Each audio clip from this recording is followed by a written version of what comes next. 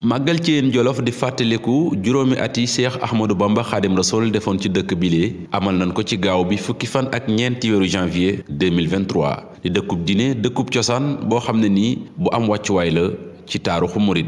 ci taxawaayu njabootuk Serigne Mbacke Madina ak waa kër borom Daaru Moxti ak Cheikh Issa Diène kilifa yi nga xam ne nii ñoo ko doon taxawal dikkaat nañ ci solos bis bi waaye dayob dëkkub diine bile.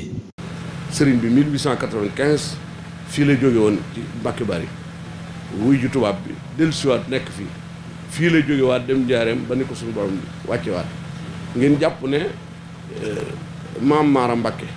mi tax ñu dëkk Jolof bu Bawol Jolof gii la jóge woon jaale ji mbokkum daaraam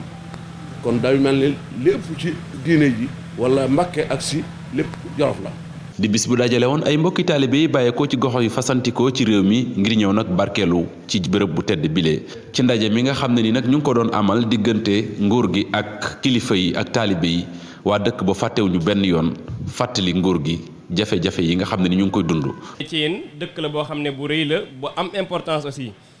lu mat 17 villages wër ko yoo xam ne ay village pël lañ ñoom ñëpp ci yéen di seen jubluwaay te amuñu fu ñu fajoo loolu doyoon waar lool. ñu mujj def suñu cotisation suñu takkalaatu ba mën a am case de santé. waaye nag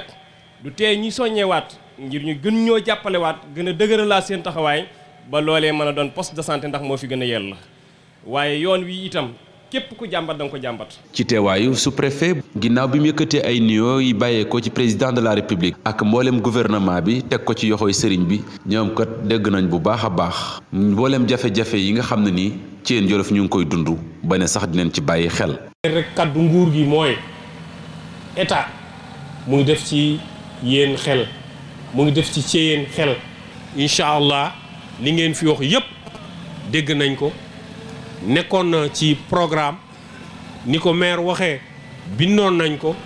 dinañ ko topp. bisub màggal gi ci atum 2023 tombé woon ak fukki fan ak ñeent ci weeru janvier dafa nag taje ak bis bi nga xam ne nii ci la Cheikhul Khadim bàyyi ko woon ci yéen Jolof dem Njaareem booba ak léegi toll ci téeméeri at ak fukk ak benn di dëkk boo xam ne ni mën nañ koo boole ci ndonool yoonu murit mu nekk ci yoxooy njabootuk Serigne Mbacke Madina gannaaw yenn ci jafe-jafe yi nga xam ne nii ñu ngi koy jànkonteel lu ci mel ni yoon courant akum ndox dëkk ba nag ma ngay màgg ci anam bu jéggi dayoo.